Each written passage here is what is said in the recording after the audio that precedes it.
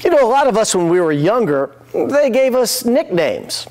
But have you ever met a woman named Cricket? Now that name has stayed with her entire life. Her real name is Iveen Webb. Wait till you see what she does on clothing with a paintbrush. When I was a kid, I loved to draw. I guess I was just born with it. Pablo Picasso once said, "Every child is an artist. The problem is how to remain an artist once we grow up." Iveen Webb worked as an inspector for Chattanooga's DuPont plant for 27 years, but she never lost her passion for painting. I've always loved art, and I wanted to someday, pursue it. So one day we were going to work, and it was on 4012 that week, and Luther Massengill was advertising art at George Little. He was a famous artist here in Chattanooga. And I went straight in the plant, signed up, and I started taking art from George. And that was in the early 70s, and I've never quit. I took from George 4 or 5 years. And then there's a lady in South Pittsburgh, Betty Wilson. Her husband was a minister, and she had took art. So she encouraged me and my friend Brenda Wright to go to Rockport, Massachusetts and take with Helen Van Wyck. And we loved it. We went for 10 years. Every fall we'd go and paint, sometimes 1 week, sometimes 2 weeks with Helen. Iveen's wall paintings are exceptional, but her artistic vision extends beyond the typical canvas. I went to Craft Castle and took some lessons, which was mostly in slick paint and glitter. But it got me so interested in it, and then I started painting on shirts with fabric dye.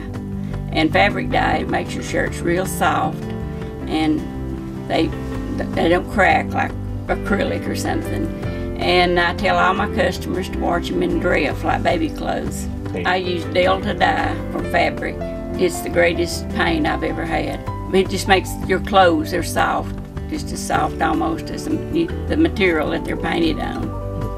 And they do last. I've had people that buy from me comes back and says my shirt still looks good after 5 years. Iveen has made a name for herself and her wearable art at all kinds of art shows. When I taught, I'd have 12 ladies, and I would do 4 samples. That's how my inventory built up so good. I had so many shirts that me and my husband decided to buy us a tent, and we took our carnival on the road. So then I just go to shows, and the closest one around Chattanooga is the Cornbread Festival. But I would go over towards Nashville, Bell Buckle, and Centennial High School at Christmas time. Her artwork is so eye-catching, she's even sold the coat right off her own back. Well, 9/11 had just happened, and I'd painted a flag on the back of a jacket. My husband sold it off my back. So I guess by that I'd sell anything. I do a lot of flowers. I love flowers. I do a lot of flowers. And just really anything that inspires me, I'll try it. Because I've painted so many animals, and people want me to put their dogs or cats on a shirt.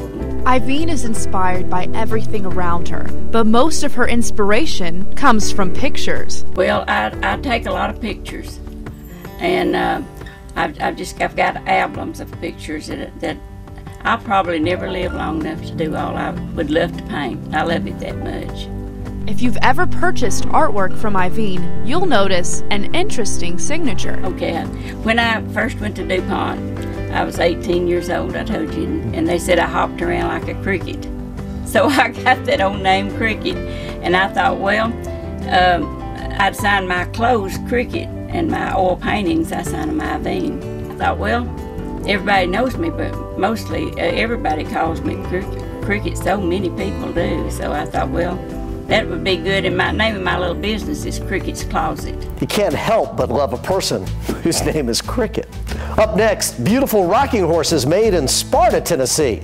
We'll visit Russ's Rocking Horses when we come back.